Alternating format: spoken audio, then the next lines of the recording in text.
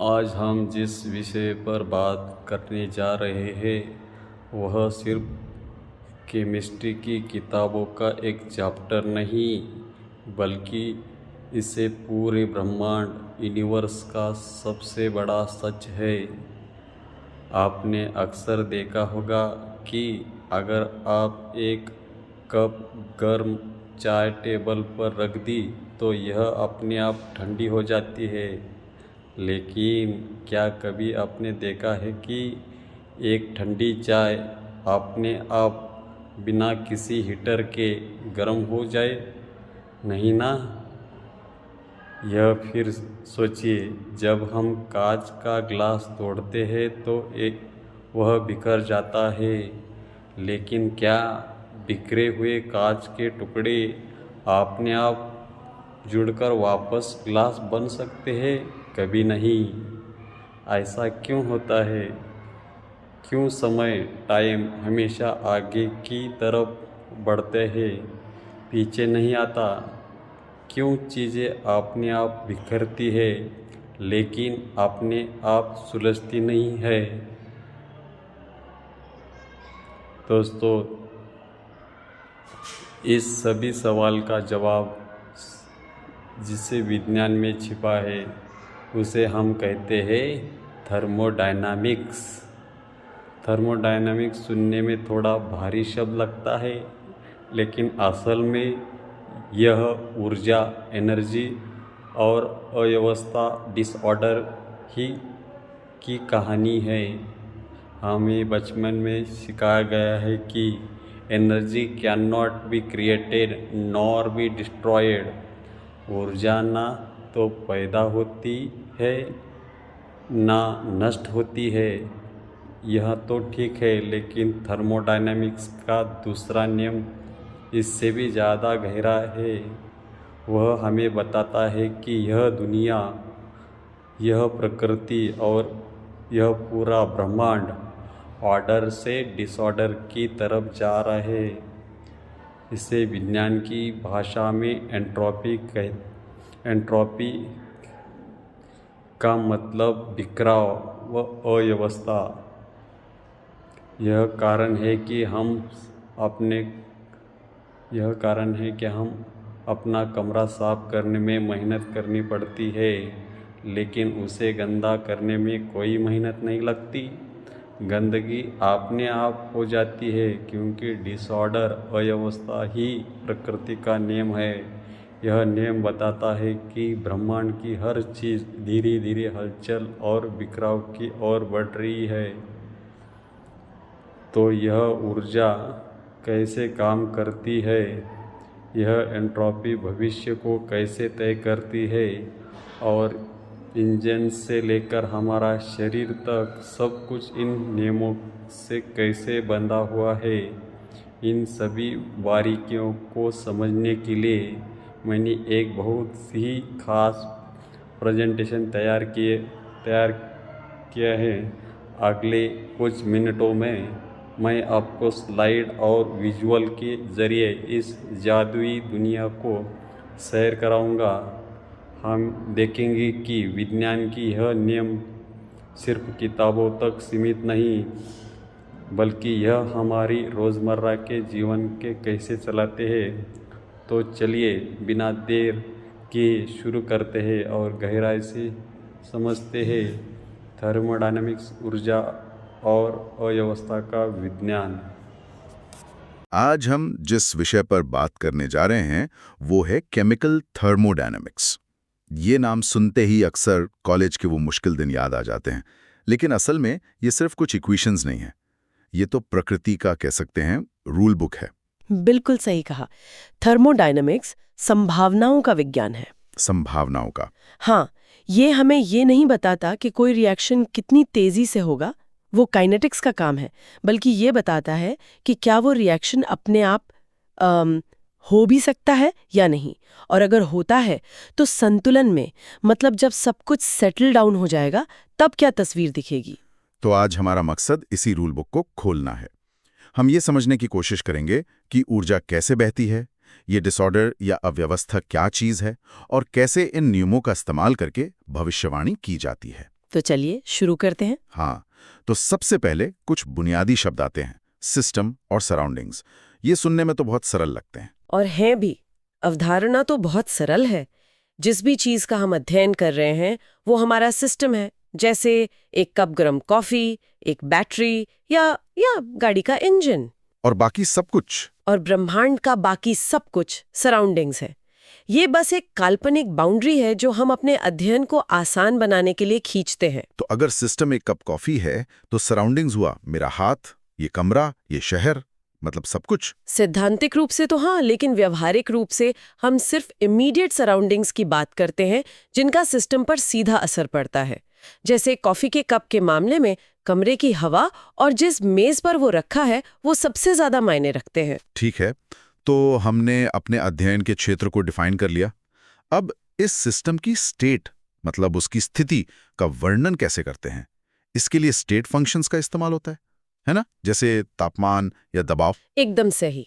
मुझे याद है कि ये वो गुण हैं जो रास्ते पर निर्भर नहीं करते।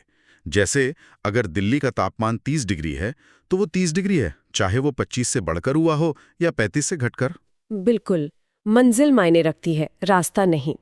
टेम्परेचर, प्रेशर, वॉल्यूम, ये सब स्टेट फंक्शंस हैं। लेकिन क्या कोई ऐसी चीज है जो रास्ते पर निर्भर करती है? जैसे दिल्ली पहुंचने में जो पेट्रोल लगा, वो तो रास्ते पर निर्भर करेगा कि आप लंबा रास्ता लेते हैं या छोटा। शानदार सवाल। और थर्मोडायनामिक्स में वो है पाथ फंक्शंस, और इसके दो सबसे बड़े उदाहरण हैं ऊष्मा मतलब हीट, Q, और कार्य, वर्क, W। हीट और वर्क। हाँ, एक सिस्टम को गर्म करने के कई तरीके हो सकते हैं या उस पर काम करने के कई तरीके हो सकते हैं। हर रास्ते में Q और W की मात्रा अलग अलग होगी, भले ही शुरुआती और अंतिम स्टेट वही हो। ये एक बहुत ही जरूरी अंतर है। और इन गुणों को हम दो और श्रेणियों में भी बांटते हैं, इंटेंसिव और एक्सटेंसिव। हाँ, इंटेंसिव गुण मात्रा पर निर्भर नहीं करते, जैसे तापमान या डेंसिटी। एक बूंद पानी की डेंसिटी और एक पूरे समुद्र की डेंसिटी एक ही होती है। और एक्सटेंसिव वो हुए जो मात्रा पर निर्भर करते हैं, जैसे वॉल्यूम या वजन। बिल्कुल। तो इन बुनियादी अवधारणाओं के साथ अब हम उन बड़े नियमों पर आते हैं जो सब कुछ नियंत्रित करते हैं। थर्मोडायनामिक्स का पहला नियम, ये ऊर्जा के संरक्षण के बारे में है ना? हाँ, ये कहता है कि ऊर्जा को न तो बनाया जा सकता है न ही नष्ट किया जा सकता है। इसका जो मशहूर समीकरण है delta U equals Q plus W, जहां U सिस्टम की आंतरिक ऊर्जा है। Delta U equals Q plus W। ये बस एक हिसाब किताब है।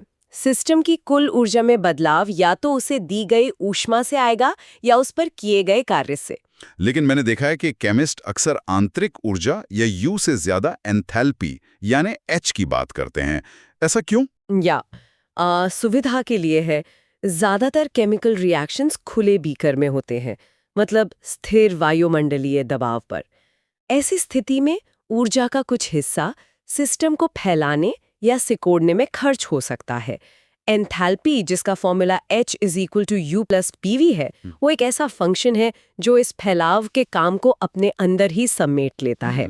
अच्छा। और इसका नतीजा ये होता है कि स्थिर दबाव पर एंथैल्पी में बदलाव यानी डेल्टा H सीधे तौर पर उस प्रक्रिया में एब्जॉर्ब्ड या रिलीज हुई ऊष्मा के बराबर होता है। ये लैब में काम करना बहुत आसान बना देता है। अच्छा, तो एंथैल्पी एक तरह का केमिस्ट फ्रेंडली एनर्जी टर्म है। अब यहां से बात बहुत दिलचस्प हो जाती है। दूसरा नियम, पहला नियम बताता है कि ऊर्जा का हिसाब किताब बराबर रहेगा, पर यह नहीं बताता कि कोई प्रक्रिया किस दिशा में जाएगी। मतलब पानी हमेशा ऊपर से नीचे क्यों बहता है, या गर्मी हमेशा गर्म से ठंडी वस्तु की ओर क्यों जाती है। हाँ, इन सवालों का जवाब दूसरा नियम देता है। ये नियम एंट्रोपी S की अवधारणा पेश करता है। एंट्रोपी, जिसे अक्सर डिसऑर्डर या अव्यवस्था कहते हैं। हाँ, पर इसका एक गहरा मतलब है, संभावना। किसी सिस्टम की एंट्रोपी जितनी ज्यादा होगी, उसके कणों के व्यवस्थित होने के उतने ही ज्यादा तरीके होंगे। जैसे एक बिखरा हुआ कमरा एक साफ सुथरे कमरे से ज्यादा एंट्रोपी वाला है, क्योंकि चीजों को बिखरे हुए रखने के लाखों तरीके हैं, पर साफ रखने के कुछ ही। और नियम ये कहता है कि किसी भी स्वाभाविक प्रक्रिया में पूरे ब्रह्मांड की कुल एंट्रोपी हमेशा बढ़ती है। मतलब ब्रह्मांड समय के साथ और ज्यादा डिसऑर्डर होता जा रहा है।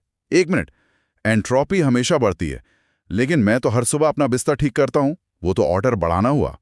तो क्या मैं थर्मोडायनामिक्स का नियम तोड़ रहा हूं? ये क्लासिक और बेहतरीन सवाल है। आप नियम नहीं तोड़ रहे हैं। नहीं।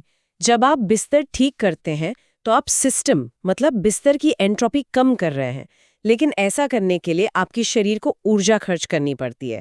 आप गर्मी निकालते हैं, सांस छोड़ते हैं। ये सारी प्रक्रिया आपके सराउंडिंग्स की एंट्रोपी को आपके बिस्तर की एंट्रोपी में आई कमी से कई ज्यादा बढ़ा देती है। ओहो। तो ब्रह्मांड की कुल एंट्रोपी फिर भी बढ़ गई। दूसरा नियम हमेशा सिस्टम प्लस सराउंडिंग्स पर लागू होता है। ठीक है, तो मैं ब्रह्मांड को और ज्यादा अव्यवस्थित करके अपना बिस्तर ठीक करता हूँ। अब आते हैं तीसरे नियम पर। अगर पहला नियम ऊर्जा के बारे में है और दूसरा दिशा के बारे में, तो तीसरा नियम क्या करता है? तीसरा नियम हमें एक ग्राउंड जीरो, एक एब्सोल्यूट स्टार्टिंग पॉइंट देता है। ये कहता है कि परम शून्य तापमान पर, मतलब एब्सोल्यूट जीरो, 0 केल्विन पर एक परफेक्ट क्रिस्टल की एंट्रोपी शून्य होती है। शून्य होती। व्यवस्थित होने का सिर्फ एक ही तरीका होता है, इसलिए एंट्रोपी शून्य होती है। ये हमें किसी भी पदार्थ की एब्सोल्यूट एंट्रोपी की गणना करने के लिए एक रेफरेंस पॉइंट देता है। अब यहाँ एक प्रैक्टिकल समस्या है। दूसरा नियम कहता है कि पूरे ब्रह्मांड की एंट्रोपी बढ़नी चाहिए, लेकिन कोई केमिस्ट अपनी लैब में बैठकर पूरे ब्रह्मांड की एंट्रोपी तो नहीं माप सकता। ये तो असंभव है। बिल्कुल, और यहीं पर थर्मोडायनामिक्स की असली शक्ति दिखती है। जोशिया विलार्ड गिब्स नाम के एक वैज्ञानिक ने एक शानदार तरीका निकाला। उन्होंने एक नया फंक्शन बनाया जो सिर्फ सिस्टम के गुणों का उपयोग करके ये भविष्यवाणी कर सकता है, और उसे हम कहते हैं गिब्स फ्री एनर्जी, जी। गिब्स फ्री एनर्जी, इसका समीकरण है G = H-TS। ये एंथैल्पी और एंट्रोपी दोनों को एक साथ लाता है। ये दिखाता क्या है? को न्यूनतम ऊर्जा और स्थिरता की ओर खींचता है, जैसे एक पत्थर पहाड़ी से नीचे लुढ़कना चाहता है। लेकिन एंट्रोपी TS वाला हिस्सा उसे अधिकतम अव्यवस्था और केओस की ओर खींचता है। तो इन दोनों की लड़ाई का नतीजा? हाँ, इस खींचतान का जो विजेता होता है, यानी गिब्स फ्री एनर्जी में बदलाव डेल्टा G, वही तय करता है कि प्रक्रिया होगी या नहीं। तो जब कहते हैं कि स्वाभाविक प्रक्रिया के लिए डेल्टा G नेगेटिव होना चाहिए, इसका क्या मतलब है? इसे ऐसे सोचिए कि डेल्टा G सिस्टम की, कह सकते हैं, बेचैनी है या काम करने की उपयोगी ऊर्जा है। जब डेल्टा G नेगेटिव होता है तो इसका मतलब है कि सिस्टम बहुत बेचैन है और संतुलन में आने के लिए काम करना चाहता है, मतलब रिएक्शन करना चाहता है। जब डेल्टा G शून्य हो जाता है तो सारी बेचैनी खत्म, सिस्टम आराम की स्थिति में है, यानी इक्विलिब्रियम में है। और हमें पूरे ब्रह्मांड को देखने की जरूरत नहीं, बस सिस्टम का डेल्टा G देखना है। बस। तो डेल्टा G हमें पूरी रिएक्शन की दिशा बताता है, लेकिन रिएक्शन में तो कई अलग अलग चीजें होती हैं। क्या कोई ऐसा तरीका है जिससे हम हर एक केमिकल की व्यक्तिगत इच्छा को माप सकें कि वो रिएक्शन में हिस्सा लेना चाहता है या नहीं? बिल्कुल, और वो केमिकल पोटेंशियल या म्यू है। यह हर मॉलिक्यूल का व्यक्तिगत जी है। उसकी अपनी एस्केपिंग टेंडेंसी या बाहर निकलने की प्रवृत्ति है। पदार्थ हमेशा उच्च केमिकल पोटेंशियल वाले क्षेत्र से कम केमिकल पोटेंशियल वाले क्षेत्र की ओर बहता है, जैसे पानी ऊंची जगह से नीची जगह बहता है। अच्छा। जब पानी और भाप संतुलन में होते हैं तो दोनों का केमिकल पोटेंशियल बराबर हो जाता है। जब कोई रिएक्शन संतुलन में होता है तो रिएक्टेंट्स और प्रोडक्ट्स का केमिकल पोटेंशियल संतुलित हो जाता है। ये बहुत ही मौलिक अवधारणा है। ठीक है, तो हमने ये सारे नियम और टूल्स समझ लिए। गिव्स एनर्जी, केमिकल पोटेंशियल, सुनने में तो बहुत थ्योरी लगती है। क्या असल दुनिया में जैसे एक सिंपल गैस के सिलेंडर में भी ये चीजें मायने रखती हैं? बिल्कुल मायने रखती हैं। गैसों से ही शुरू करते हैं। हम सबने स्कूल में आदर्श गैस, आइडियल गैस के बारे में पढ़ा है, जो PV = nRT नियम का पालन करती है। जो ये मानती है कि गैस के मॉलिक्यूल्स के बीच कोई आकर्षण नहीं होता, जो कि सच नहीं है। बिल्कुल सच नहीं है। असल में गैस के मॉलिक्यूल्स एक दूसरे को खींचते भी हैं और जगह भी घेरते हैं।